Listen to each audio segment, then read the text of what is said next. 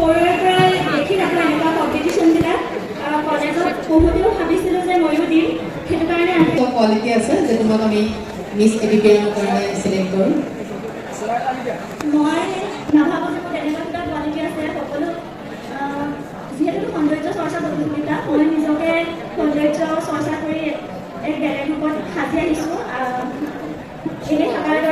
এনেই থকাকৈ বেলেগকৈ সাজি আহিছোঁ ইয়াত পাৰ্টিচিপেট কৰা সকলোৱে ধুনীয়া তথাপিও এটা আশা লৈ পেলাই মানে participate Tell something about you.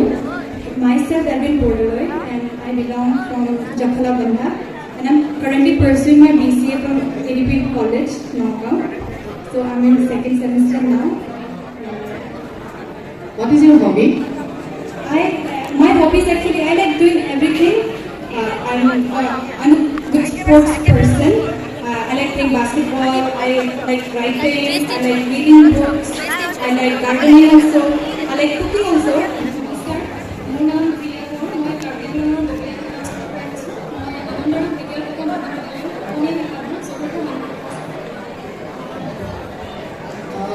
তুমি কেতিয়াবা নিজক লৈ গৌৰৱ কৰিছা নেকি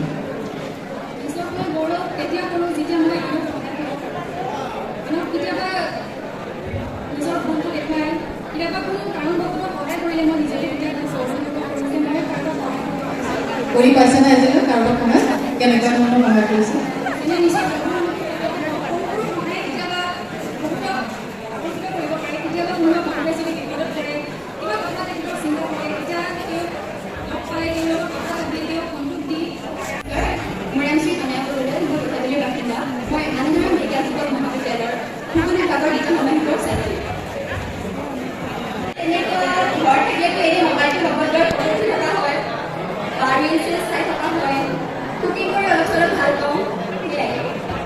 মোবাইল চোৱা বা ৰীল বনোৱা এইটো কিমান প্ৰডাক্টিভ হওক এতিয়া তোমাৰ জীৱনত ক'লৈ লৈ যাব তুমি ভাবা নেকি তোমাক ক'বলৈ তোমাৰ এই এটা তোমাৰ জীৱনত এটা গতি দিব বুলি মোবাইল চোৱা আৰু ৰীল বনোৱাই নাই মই নাভাবোঁ মই আন্ধ্ৰা মহাবিদ্যালয়ৰ ৰাজনীতি বিভাগৰ চতুৰ্থ ষাণ্মাসিকৰ ছাত্ৰী মই ৰুচি বুলি ক'বলৈ গ'লে মই সকলোবোৰ নতুন বস্তু শিকি বিৰাট ভাল পাওঁ বহুত আগ্ৰহী আৰু মই কেতিয়াও মডেলিং কৰি পোৱা নাই কিন্তু কলেজতে কৰোঁ সকলোকে দেখি বিৰাট ভাল লাগে ময়ো শিকিবলৈ বিৰাট আগ্ৰহী সেইবাবে কৰোঁ আৰু মই আটাইতকৈ বেছি ভাল পাওঁ অভিনয় কৰি অভিনয় যেতিয়া কৰোঁ তেতিয়া এনেকুৱা লাগে যে মই সঁচাই জীয়াই আছোঁ সেইকণ সময় মই আটাইতকৈ বেছি আনন্দ অনুভৱ কৰোঁ আৰু মই এই নগাঁও জিলাৰে জীয়ৰী মোৰ পৰিচয় তুমি কৈছা তুমি অভিনয় কৰি ভাল পোৱা বুলি তুমি আজিলৈকে কিবা নাটকত অভিনয় কৰিছা হয় মেম মই কৰিছোঁ মই নেশ্যনেল লেভেলত এইবাৰ কৰি আহিছোঁ কি নাটক অকণমান কোৱা নমস্কাৰ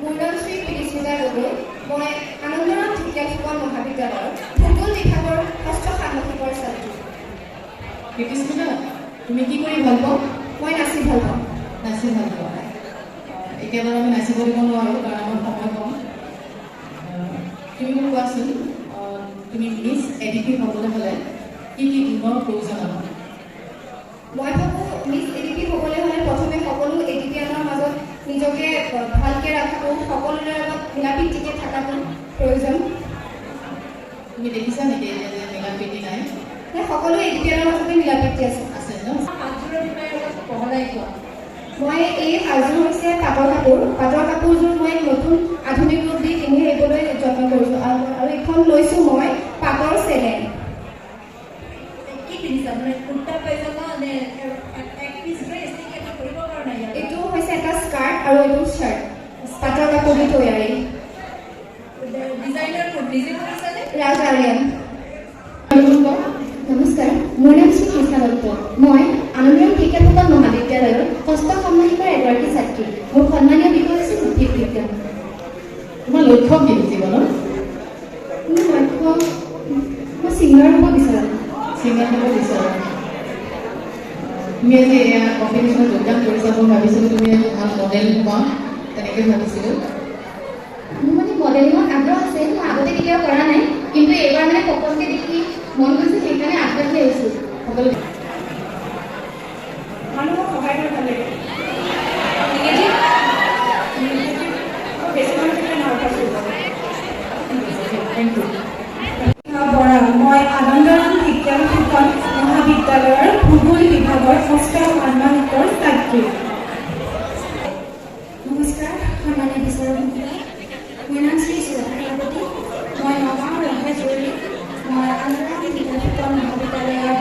ভূগোল বিভাগৰ দ্বিতীয় ষান্মাসিকৰ ছাত্ৰী।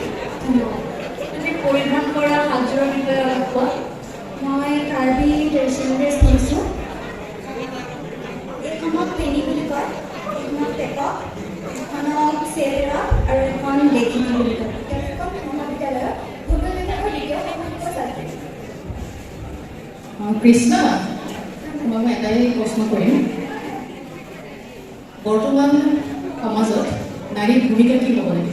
আধুনিক নাৰী এগৰাকীৰ ভূমিকা কি হ'ব লাগে? বৰ্তমান সমাজত নাৰী এগৰাকী আধুনিক হয়, কিন্তু আধুনিকো তেওঁ মানে নিজকে এনেকুৱা কৰিব নালাগে যে এজন পুৰুষে দেখিলে তেওঁৰ বিষয়ে অশ্লীল মন্তব্য কৰিব পাৰে, তেনেকুৱা হ'ব নালাগে। কি ক'ব বিচাৰিছে মই বুজি নাপালোঁ। মেম ভূমিকা আমাৰ হৈছে ভূমিকা কি হ'ব লাগে? ভূমিকা বুজি পাওঁ, তেওঁৰ কৰ্তব্য কেনেকুৱা ধৰণৰ কৰ্তব্য হ'ব লাগে? মেম নিজকে আধুনিক নাৰী এগৰাকী আধুনিক নাৰী এগৰাকীয়ে নিজকে মেম সুসজ্জিতভাৱে ৰাখিব লাগে। চতুৰ্থ ষান্মাসিকৰ ছাত্ৰী। নাজিমা, হয় মেম। মই আগৰগৰাকী প্ৰতিযোগীগৰাকীক সুধিছিলোঁ কৃষ্ণাক যে বৰ্তমান সময়ত আমাৰ সমাজত তেনেকুৱা ধৰণৰ কামবোৰ চলি আছে, এতিয়া আধুনিক নাৰী হিচাপে তোমাৰ কৰ্তব্য বা তোমাৰ ভূমিকা কেনেকুৱা ধৰণৰ হ'ব লাগে বুলি তুমি ভাবা? বৰ্তমান সমাজত বা বৰ্তমান সময়ত আধুনিক নাৰী এগৰাকীৰ ভূমিকা কি? আধুনিক নাৰী বুলি ক'লে সকলোকে সমান চকুৰে চাব লাগে। তেওঁ যেনেকৈ আগবাঢ়ি গৈছে সকলোকে তেনেকৈ আগ্ৰহ কৰিব লাগে। তাৰ মানে ভয় কৰিব নালাগে যে কিবা হ'ব, সমাজে কিবা ক'ব, তেনেকৈ ভয় কৰিব নালাগে। তুমি যিটো মানে ভাল পোৱা, তুমি যিটো কৰি ভাল পোৱা, সেইটো কৰি আগবাঢ়ি যাব লাগে।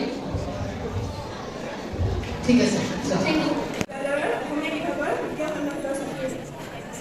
তুমি আজি এইটো কম্পিটিশ্যনত জইন কৰিছা, অইন বাকী কেইজন কম্পিটিটৰ বা অইন বাকী প্ৰতিযোগীতকৈ তুমি কি বেলেগ? মেম মই ক'ব বিচাৰোঁ, মই কোনো বেলেগ ধৰণে অহা নাই, মই অসমীয়া ভাষাতে আহিছোঁ। বেলেগ বুলি ক'লে মোৰ তেনেকুৱা একো মন্তব্য নাই। মানে তুমি তেওঁলোকৰ লগত একেই বুলি ভাবিছা? হয়, মইও এজনী ছোৱালীয়ে, তেওঁলোকে এজনী নাৰীয়ে, গতিকে মই নিজকে কোনো বেলেগ ধৰণে কৰিব বিচাৰোঁ। চাবলৈ বিচাৰা তেনে কম্পিটিশ্যন কেনেকৈ আমি জাষ্ট মেম মই পাৰ্টিচিপেট কৰিছোঁ। কম্পিটিশ্যন বুলি মোৰ তেনেকুৱা থিংকিং নাই। আপোনালোকে যি বিচাৰে মানে তোমাৰ জিকিলেও প্ৰব্লেম নাই, হাৰিলেও প্ৰব্লেম নাই। তেনেকৈ নহয় মেম, মই কম্পিটিশ্যন কৰিব আহিছোঁ। জিকা হোৱাটোৱেই কম্পিটিশ্যনত আপোনালোকে মন্তব্য দিয়া। তুমি জিকিবলৈ বিচাৰা নে নাই? মেম বিচাৰিছোঁ, কম্পিটিশ্যনতো জিকা হাৰা থাকেই। তোমাক বুজি পাইছোঁ, কম্পিটিশ্যনত জিকা হাৰা থাকে। তুমি জিকিবলৈ বিচাৰিছা নে? জিকিবলৈ অৱশ্যে বিচাৰিছোঁ। মানে কিয়? ভাল পাওঁ মই বস্তুটো, মই যেনেকৈ আগে পিছে কৰি পোৱা নাই, দেখিছোঁ ভাল লাগিছে। ঠিক আছে, হ'ব দিয়া।